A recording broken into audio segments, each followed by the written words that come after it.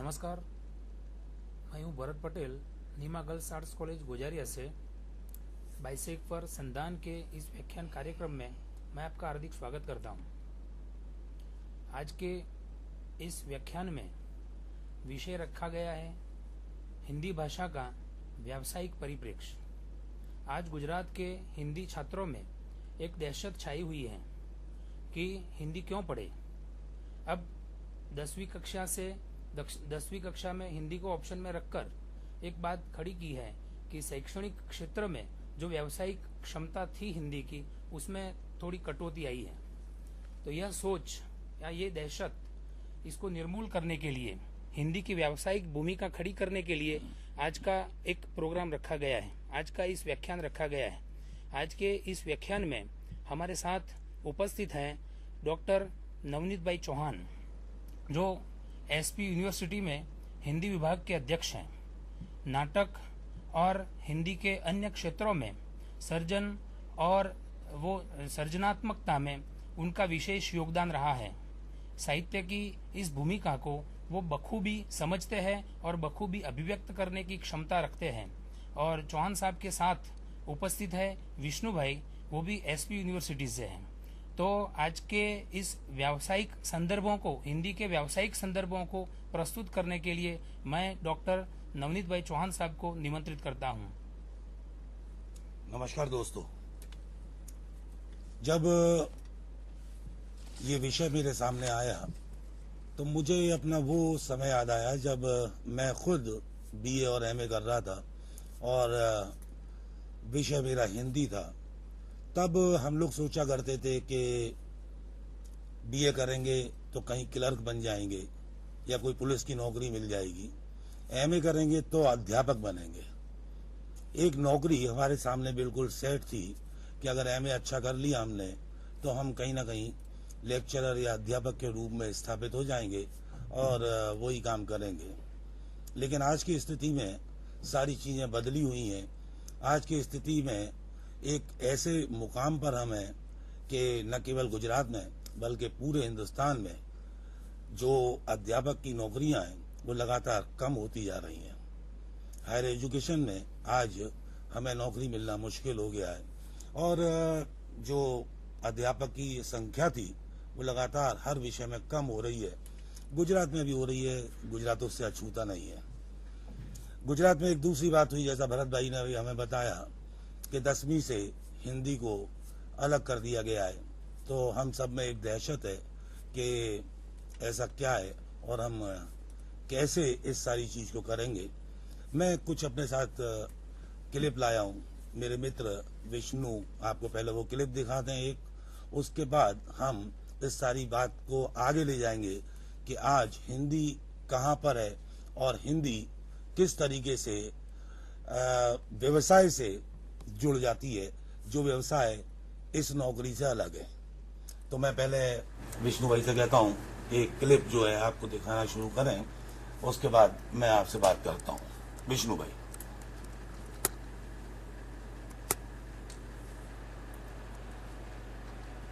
सबसे पहला सवाल है कि आज हिंदी क्यों पढ़े, और दूसरा सवाल है क्या हिंदी का अब पहले ऐसा महत्व रह गया है। ये सवाल बड़ा इम्पोर्टेंट है।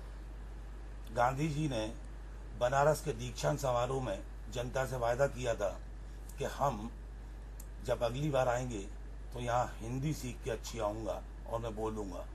लेकिन आज़ादी की पहली रात को ही जो भाषण पंडित जवाहरलाल नेहरू ने दिया वो अंग्रेजी में दिया हुआ भाषण था, जो हिंदुस्तान की लगभग चौथाई जनता को समझ में ही नहीं आया था। तो ये समस्या वहाँ से शुरू हुई थी। तो ऐसा नहीं है कि आज हिंदी हम क्यों पढ़ें, ये तो पहले से ही एक अलग तरीके का दुर्व्यवहार हिंदी के साथ होता रहा है। मतलब एक नया सवाल आता है, क्या अब हिंदी के विद्यार्थियों के लिए कोई अवसर हैं। गुजरात में हिंदी विषय के साथ जो हुआ है वो एक चुनौती है या समय का बदलाव है।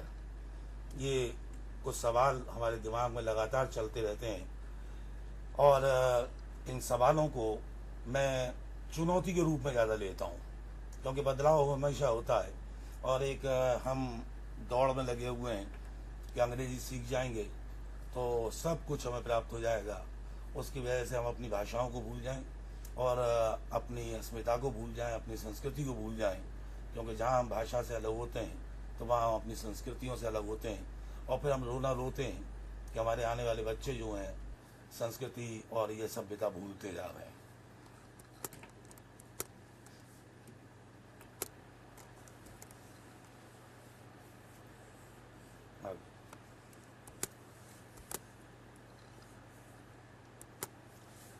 दोस्तों, आज जैसा मैंने अपने भाषण के शुरू में कहा कि जब मैं पढ़ रहा था तो मेरे सामने कुछ गिनी चुनी नौकरियां थी जिनके ऊपर उस समय का विद्यार्थी बहुत ध्यान देता था, और हमारे पिताजी कहा करते थे कि अगर अच्छी तरह से नहीं पढ़ोगे तो नौकरियां नहीं मिलेंगी, और यही बात आज हम अपने बच्चों से कहते हैं।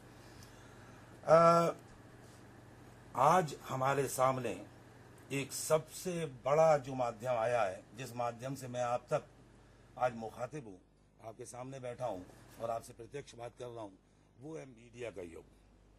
और मीडिया ने एक बात हमें बताई है कि जो सूचना है वही ज्ञान है, और इस मीडिया ने बहुत सारी चीज को समेट के एक छोटी सी दुनिया में तब्दील कर दिया है। और कहा भी गया कि दुनिया एक छोटा सा घर बन गई है, कुटीर बन गई है। ये सारी चीजें आज कहीं ना कहीं मेरी भाषा से और मेरे आप तक पहुंचने से, ये दोनों चीजों से मीडिया एक महत्वपूर्ण भूमिका के रूप में हमारे सामने आया है।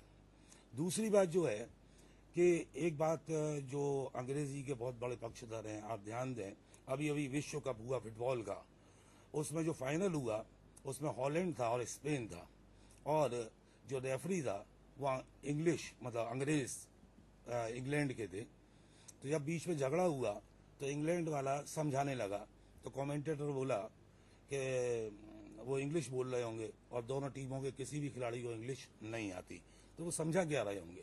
ये अगर आपने देखा हो या वो फाइनल कभी दोबारा आए तो उस कमेंट्री को आप ध्यान से सुने। दुनिया में 200 देश हैं, केवल 20 देशों में अंग्रेजी बोली और समझी जाती है। मैं ये नहीं कहता, मैं किसी भाषा का विरोध नहीं कर रहा हूँ, लेकिन मैं अपनी बात रखने के लिए ये जरूरी समझता हूँ, ये भूमिका आपके सामने रहे कि हम ये सोचें कि सारी दुनिया अंग्रेजी बोल रही है, बिना अंग्रेजी के दुनिया चल नहीं रही है। आज जब हम इस टेलीविजन के माध्यम से, इस मीडिया के माध्यम से एक बात करने की बात कर रहे हैं, तो ये जो सामने आपके छोटा सा पर्दा है, ये पर्दा छोटा जरूर है, लेकिन जब से 70 और 80 के दशक में ये हमारे सामने आया तो इसकी छलांग लगातार, इसे जब शुरू हुआ था तो इसे इडियट बॉक्स कहते थे, बुद्धू बक्सा, कि लोग इत तक सिमट के रह गए हैं, लेकिन ये बुद्धू बक्सा अब घर की एक अहम चीज बन गया है। तो सबसे पहले मैं इसी के माध्यम से आपसे बात करना चाहूंगा कि इसमें कैसे हम अगर अच्छी हिंदी जानते हैं, अगर हम अच्छी हिंदी बोलते हैं, अगर हम हिंदी की उस जाति से परिचित हैं जो बोलने में हमें सहायक होती है, हम हिंदी की उस बोलने के तरीके से परिचित हैं और नहीं भी परिचित हैं, क्योंकि हिंदी ने हमेशा बहुत सारी चीजों को अपनाया। एक बात बहुत ध्यान की देने की ये है कि हिंदी हमेशा एक जन भाषा रही। नगेंद्र का इतिहास जो हिंदी वाले लोग पढ़ते हैं, द्विवेदी युग के आखिर में नगेंद्र ने जब मूल्यांकन किया तो उसमें 2-3 लाइनें लिखी हैं, वो बड़ी मार्के की हैं।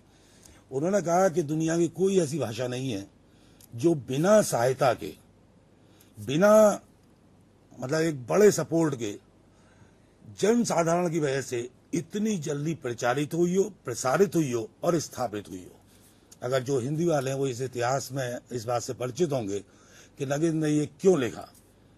ये भाषा एक जन भाषा थी, और जिस भाषा के पीछे, जिस संस्कृति के पीछे, जिस सभ्यता के पीछे, जिस काम के पीछे अगर जनता होती है तो दोस्तों वो चीज़ें मरा नहीं करती, वो हमेशा जिंदा रहती हैं, कि उन्हें जिंदा कौमें ही लेके चलती हैं, और हम जिंदा कौमें हैं।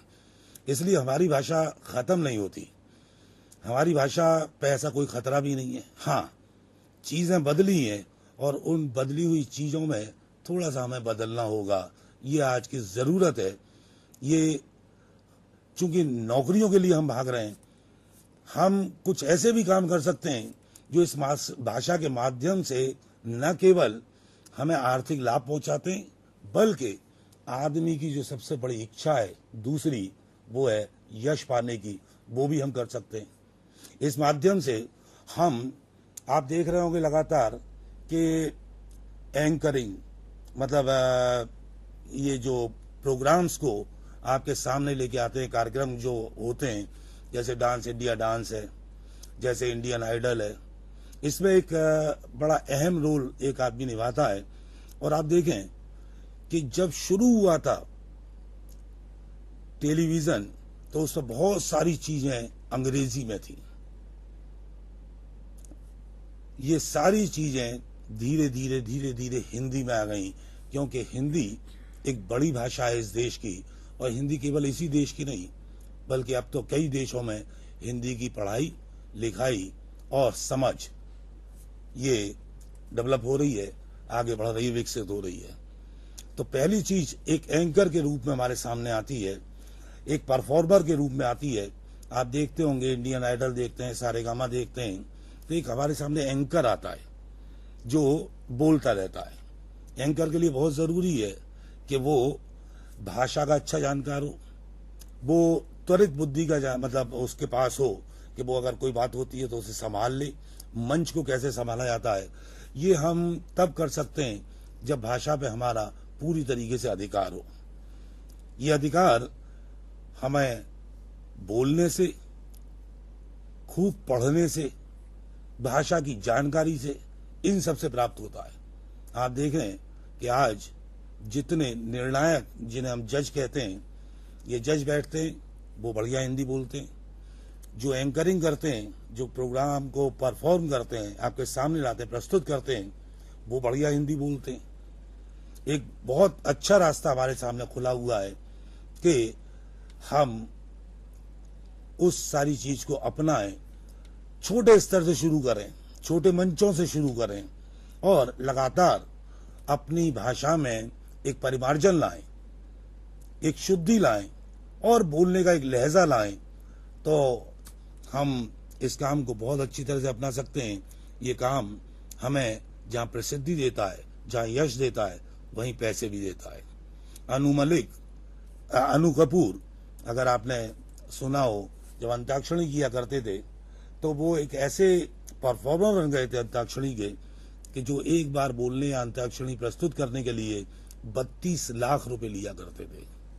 ये कोई छोटी रकम नहीं है एक प्रोग्राम को परफॉर्म, और ये प्रोग्राम एक दिन नहीं होते।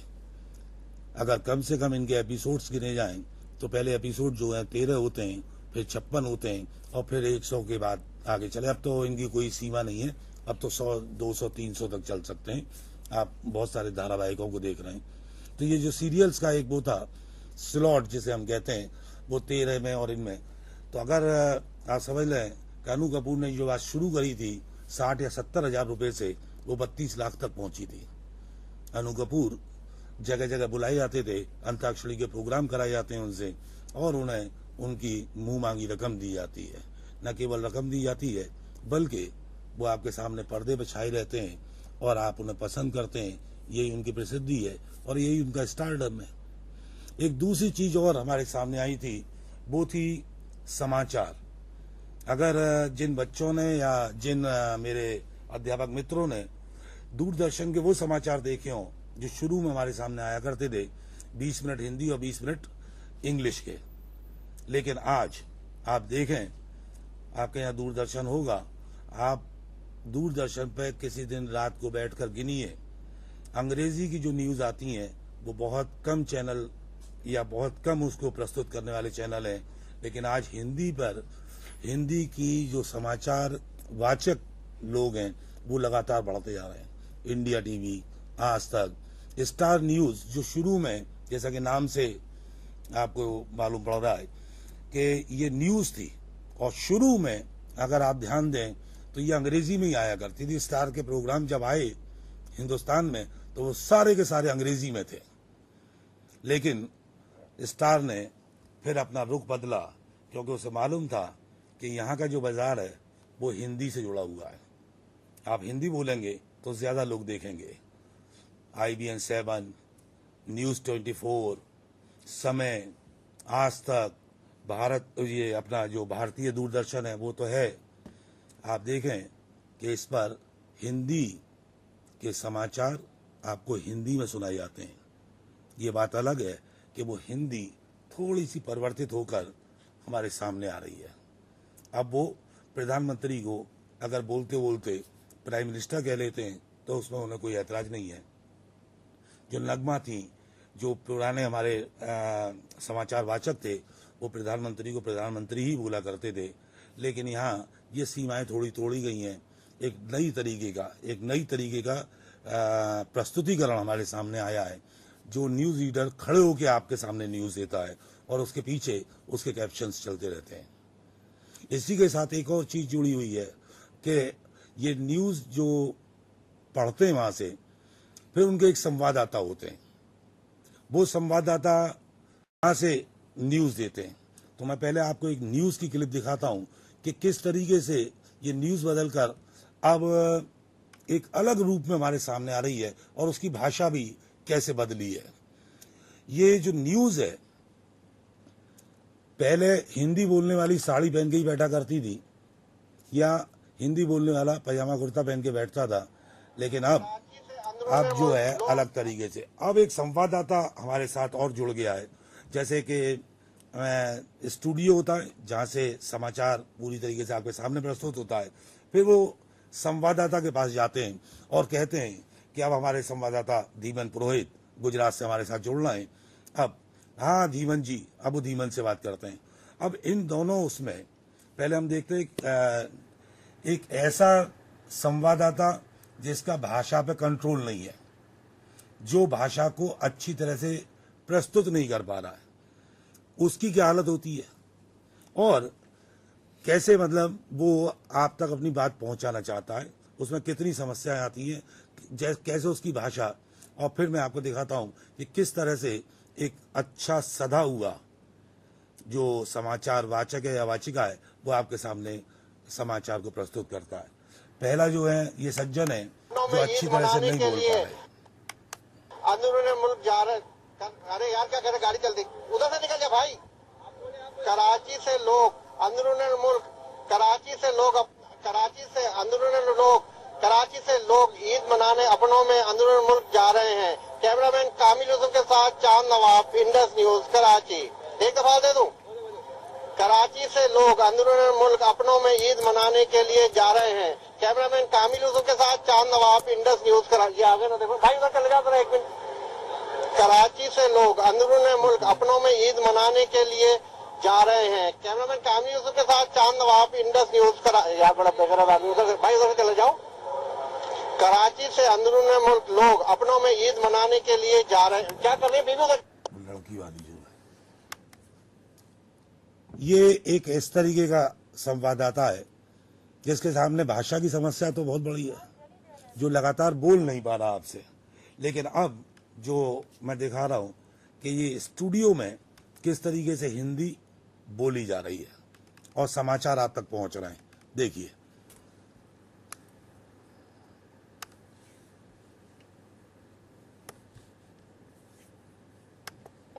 आज दिल्ली डेयरडेविल्स और डेक्कन चार्जर्स के बीच अहम मुकाबला खेला जाना है।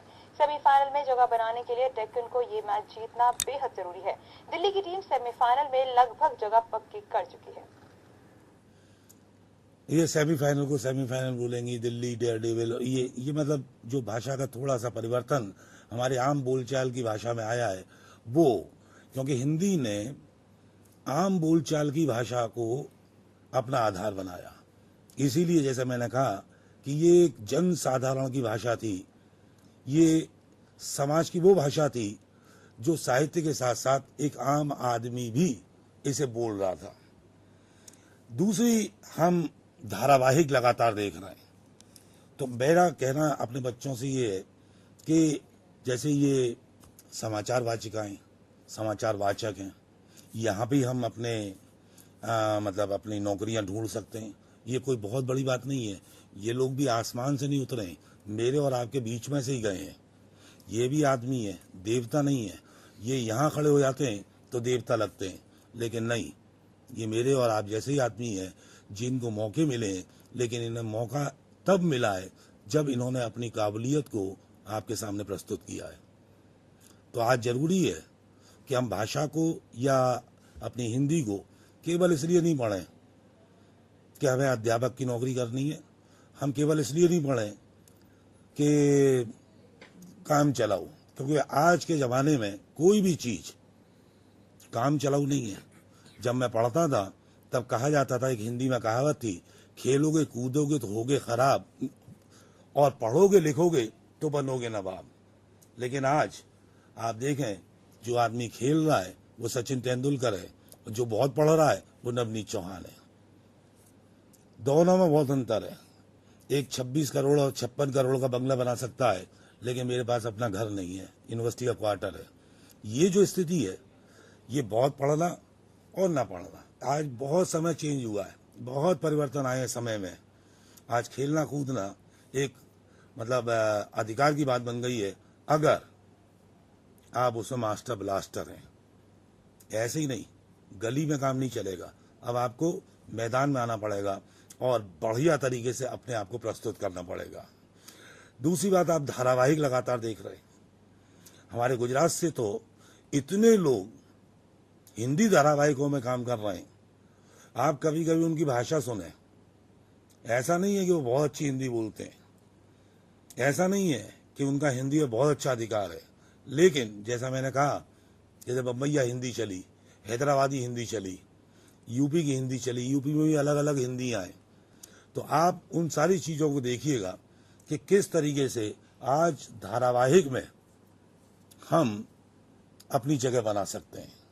धारावाहिकों में जहां बहुत अच्छी हिंदी बोली जा रही है, जैसे मैं एक पुराना धारावाहिक की क्लिप लाया हूं, चाणक्य, इतनी शुद्ध हिंदी बोली गई थी उसमें, जिसको सुनकर जिसे कानों को सुख होता है वो मिलता था।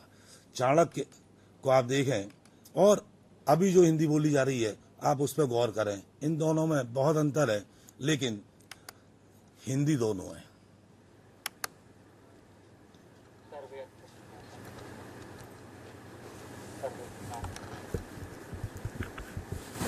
वॉल्यूम बढ़ाना पड़ेगा।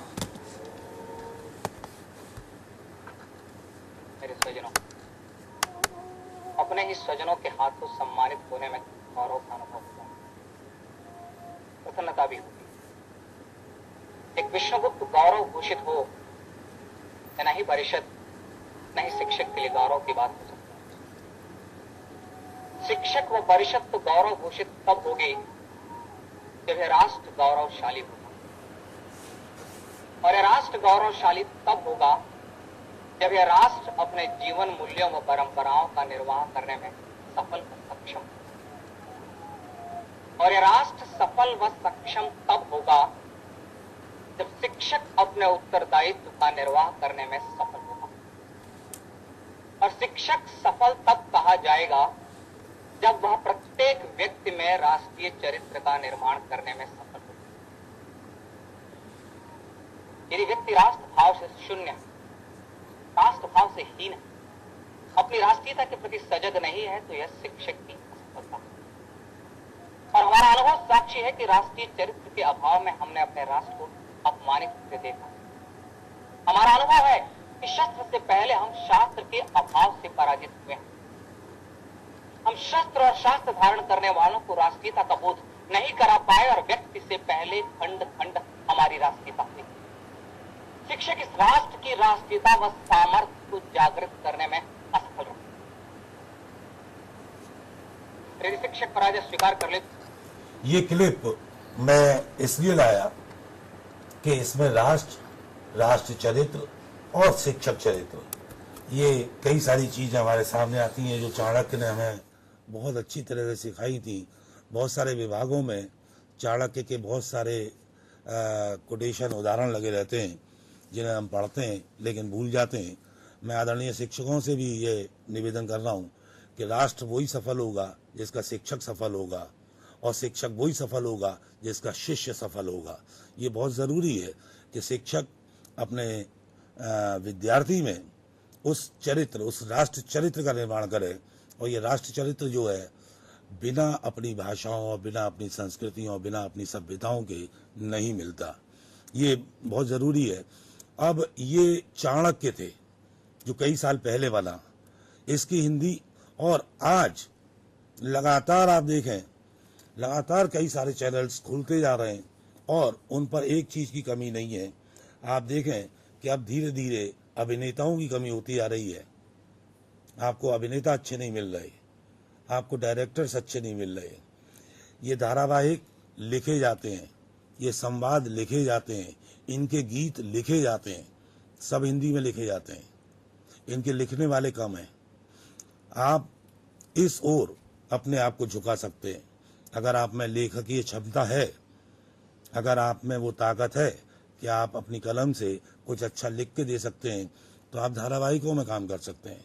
आप, जरूरी नहीं है कि आप एक्टर बने, जरूरी नहीं है कि आप एक्ट्रेस बने, जरूरी नहीं है कि आप पर्दे पर आएँ, क्योंकि पर्दे पे आने वाले को जितना पैसा मिलता है उससे लगभग दुगना या तिगना पैसा इस पर्दे के पीछे जो लोग हैं उन लोगों को मिलता है। एक नया हमारे सामने एक सीरियल अभी आजकल आ रहा है, एक क्लिप आप उसकी देखें और उसकी भाषा को सुने। ये भाषा हरियाणवी और राजस्थानी को जोड़ के आपके सामने लाई गई है, लेकिन हिंदी है।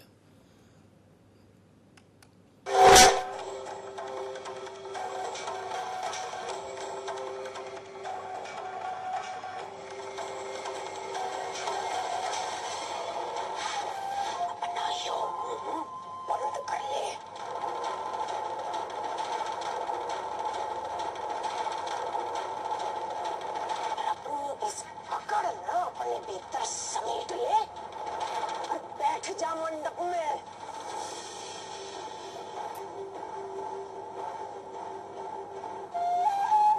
झूमर का ब्याह तेरे तय होकर रहेगा।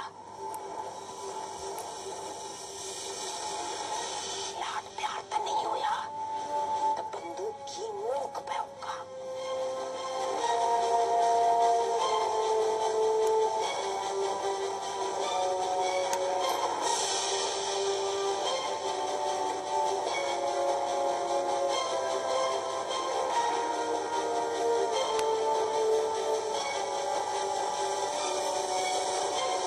चलो रे, फेरा की तैयारी करो।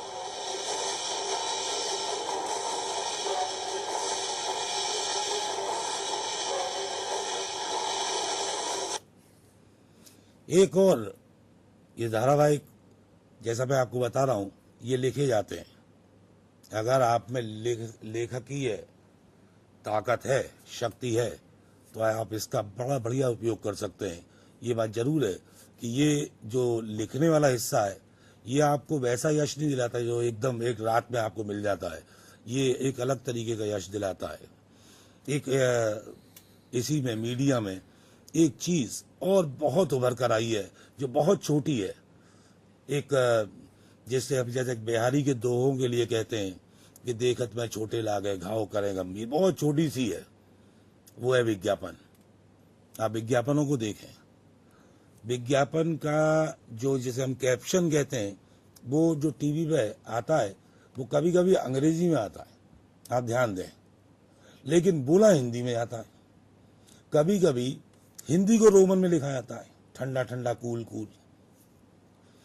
ये मतलब कई सारे तरीके हैं जो ये मीडिया आप तक पहुंचाने की कोशिश कर रहा है, क्योंकि इस मीडिया पे आने वाला हर चीज एक बात से जुड़ी हुई है, वो है आम जन तक पहुंचने की वो ललक।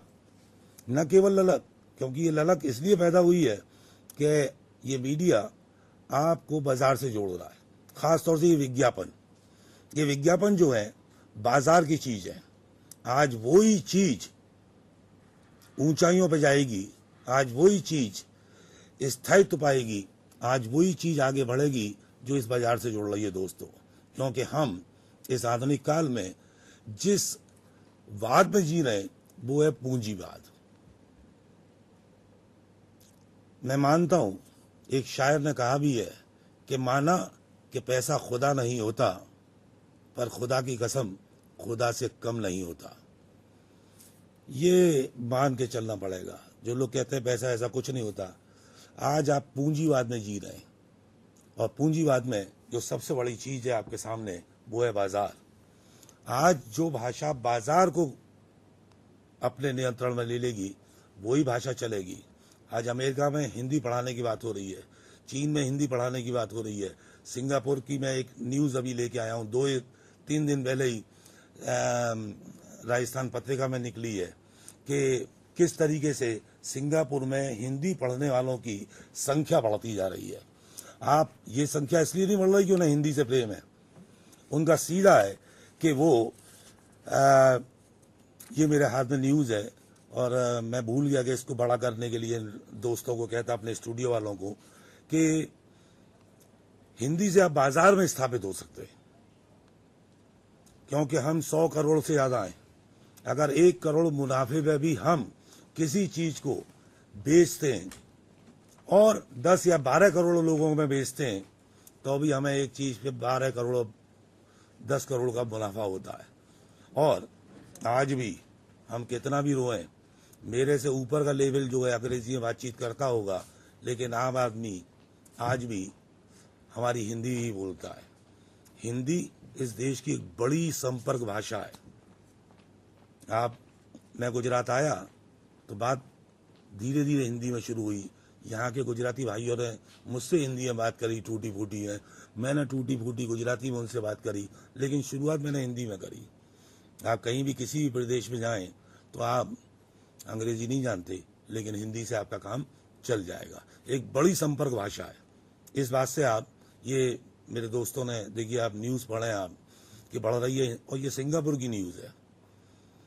एक तो हिंदी गानों के लिए, क्योंकि हिंदी का जो प्रसार बहुत ज्यादा किया, उसके पीछे हिंदी सिनेमा बहुत बड़ी बात रही है। अगर दक्षिण में हिंदी के लिए लोग ललायत हैं, तो उसके पीछे भी सिनेमा है, सिनेमा के गाने हैं। ये बाजार की बात, जैसे मैं कह रहा हूं कि ये बाजार, जो भाषा बाजार को नियंत्रण में ले लेगी, आज वही वाली बात है कि आप विज्ञापन देखें, विज्ञापन, ज्यादातर विज्ञापन आप देखें वो हिंदी में इसलिए कि आम आदमी हिंदी समझता है और उसे समझकर उस विज्ञापन में दिए हुए उत्पाद को खरीदता है, वो उसका भोक्ता बनता है। देखिए विज्ञापन देखिए और उसमें हिंदी का उपयोग देखिए। ये एक पुराना विज्ञापन है, जो जैसा आपको टेलीविजन पे दिखाई दे रहा है वैसे ही रेडियो पर भी सुनाई पड़ता है। अफसर हैं ये एक सरकारी, देर तक काम ये करते, फिर घर जाने से थे डरते। उनको सूझा एक उपाय, अगले दिन एक लूना लाए। चल मेरी लूना, लूना करती पक्का वादा, खर्चा कम मजबूती ज्यादा, अब काम भी है पूरा कर पाते, घर में ज्यादा वक्त बिताते। सुख पाना है तुमको लूना, शान से बोलो चल मेरी लूना। ये विज्ञापन है, ये बहुत पुराना विज्ञापन है। जब लूना बहुत लोकप्रिय हुआ करती थी और लूना से अपने ऑफिस आना जाना और अपने घर तक आना जाना किया करते थे, अब तो लूना गायब हो गई, ये स्कूटीज आ गई हैं बहुत सारी। लेकिन हिंदी का इसमें उपयोग देखें और अपनी चीज को, अपने उत्पाद को बेचने के लिए इस सारी चीज से आप जोड़ने की कोशिश करें। ये किस तरीके से ये जो बोला जा रहा है, देखिए इसमें 4-5 लोग जुड़े हुए हैं। जिसने लिखा है वो हिंदी का अच्छा जानकार है, वो हिंदी को अच्छी तरीके से लिख सकता है, उसने लिखा है। एक आदमी जो बोल रहा है वो हिंदी को अच्छी तरह से बोल सकता है। ये दोनों एक नहीं है, ये अलग अलग है, दोनों के पैसे भी अलग अलग हैं। और फिर एक्टर है, डायरेक्टर है, ये सारी चीजें इससे जुड़ती जाती हैं। और एक टीम वर्क, एक पूरा का पूरा टीम वर्क हमारे सामने आता है इन सारी चीजों में जो आपके सामने प्रस्तुत होती हैं। तो विज्ञापन में ये जो भाषा आ रही है और ये जो बोला जा रहा है, या जो गाने आप सुनते होंगे, एक अगर आपको चीज याद होगी, नोकिया के लिए चुप रहने से क्या होगा फायदा, लब खोल के तो देखें, आसमां सिमट जाएगा तुम्हारे आगोश में, अपनी बाहें फैलाकर तो देखें। ये 6 लाइनें लिखी गई थी। ये 6 लाइनें लगभग 3 या 4 लाख रुपए की थी।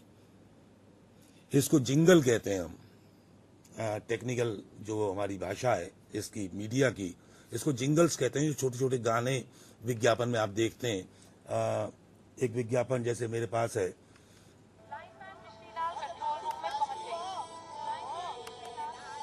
और राइट साइड में दराज में रखा है पेपर। अरे बेटा ना तू, हाँ हाँ पेपर लेकर मॉडी चल लेना। जितना वाला उतना तो कर यार, हटो। उसे मेरा काम है यार। हाँ गोभी का नहीं खाना, क्यों जबरदस्ती कर रहा है? मैंने भी सिगरेट का मांगी थी, फिर भी तुमने अपना धुआं मुझे पिलाया ना। अब बदले में मेरा भी तो कुछ फर्ज बनता है। लो मिर्ची का तुम्हें अगर सिगरेट पी पी के मरना है तो शौक से मरो, लेकिन किसी और को अपना पार्टनर मत बनाओ। थोड़ी सी शर्म करो। बहुत सही किया देखा, पहुंचाए हर आवाज आप तक आज तक, पहुंचाए आप तक हर आवाज आज तक। ये भी लिखा हुआ है, ये यूं ही नहीं बोला गया।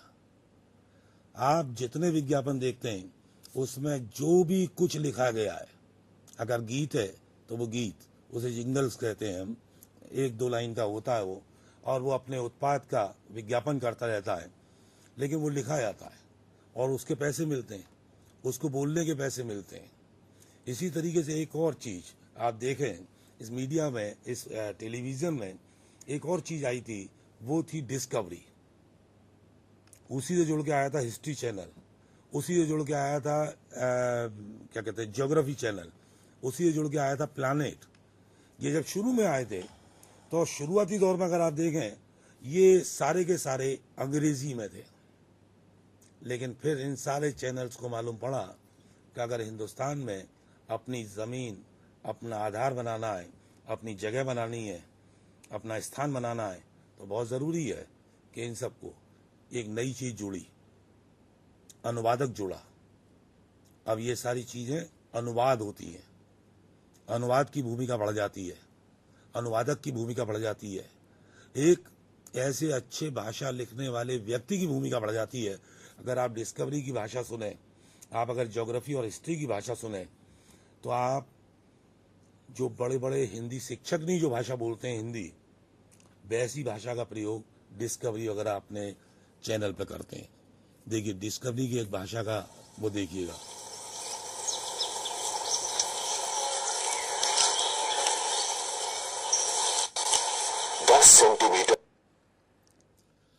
अभी आता है ये, लेकिन आप पूरा का पूरा इसको देखिएगा। इतनी मतलब बढ़िया, इतनी शुद्ध भाषा बोलते हैं डिस्कवरी पर, ज्योग्राफी पर, ये अनुवाद की जाती है। जैसा आप लगातार एक चीज देख रहे हैं कि अभी यूजीसी ने एक हमारे सामने नया पाठ्यक्रम रखा है, उसमें 2 चीज़ों को बहुत ज़्यादा महत्व दिया है, बल्कि 3 चीज़ों को अगर मैं कहूँ तो अच्छा रहेगा।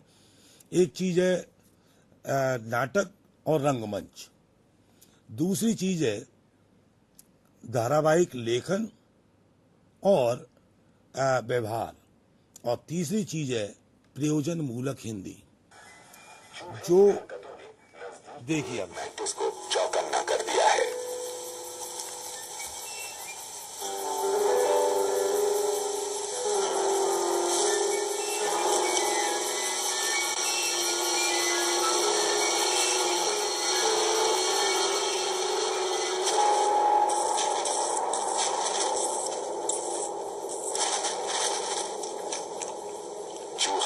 जल्द ही मैंटिस के पंजों में अपनी अंतिम सांसें गिनता है। एक कीट को एक स्तनपायी को खाते देखना अजीब लगता है, लेकिन प्रोटीन तो प्रोटीन है, चाहे कहीं से भी आए।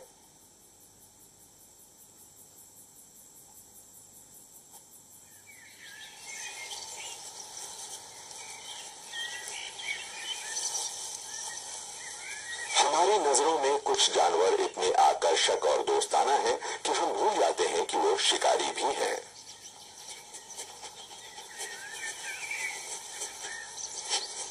एक बार शाही को मैंटिस की गंध मिल जाए तो फिर मैंटिस को वाकई खतरा है।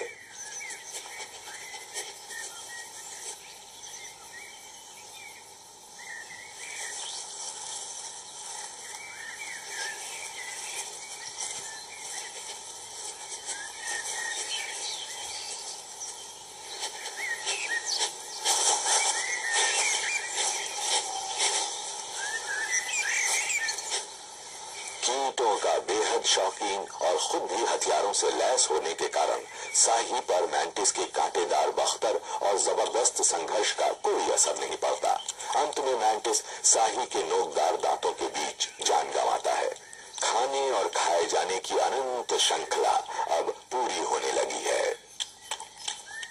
अनंत श्रृंखला, आकर्षक, स्तनपाई, ये ऐसे शब्द हैं जो हिंदी अध्यापकों को भी सुनने में अच्छे लगेंगे और लगेंगे कि हिंदी कितनी अच्छी तरह से बोली जा सकती है।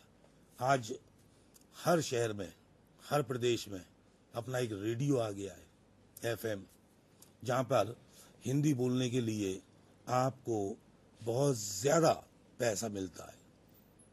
रेडियो का बदला हुआ रूप, जो पुराना रूप था वो एक अलग तरीके का रूप था कि अब आप देवकीनंदन पांडे से हिंदी में समाचार सुनिए। ये विविध भारती का ये एक जो पूरी टोन थी, आज आप देखें पूरी तरीके से बदल गई है। अब रेडियो का जो प्रस्तुत करता है वो आपस में बात करता है। वो जैसा मैंने कहा कि बदले हुए परिप्रेक्ष्य में बदली हुई भाषा में बात करता है, लेकिन उसका आधार जो है अधिकांशतः हिंदी होता है। प्रदेश की भाषा भी होता है, अंग्रेजी के कुछ शब्द भी उसमें वो जोड़ता रहता है और एक नई तरीके की भाषा आपके सामने प्रस्तुत करता है, लेकिन उसका मूल आधार जो है वही भाषा है जो हिंदी हम जिसे कह रहे हैं। इन सारी चीज़ों को, रेडियो को, इसमें एक चीज़ और, जैसे हम अभी आवाज़ सुन रहे थे, इस पूरे उसको हम डबिंग कहते हैं। डब करना, बोलना, लिखा इन्होंने, ऐसे स्थापित इन्होंने किया है। और अब आवाज़ चूंकि मेरी अच्छी है, इसलिए मैं आवाज़ में इसे बोलूँगा कि एक कीट को, स्तनपाई को खाते हुए देखकर सचमुच एक आकर्षक तथ्य है। ये मतलब ये सारी चीज़ें, तो एक डबिंग का एक पूरा क्षेत्र हमारे सामने खुला हुआ है। अगर भाषा पर, अपने शब्दों पर, उसकी लय पर, उसके आरोह अवरोह पर हमारे सामने एक सही दृष्टि है, तो हम उसका उपयोग बड़े अच्छी तरह से कर सकते हैं डबिंग में। इसमें भी हमें बहुत अच्छा मतलब कमाई है, एक बहुत अच्छी कमाई हमारे साथ हो जाती है।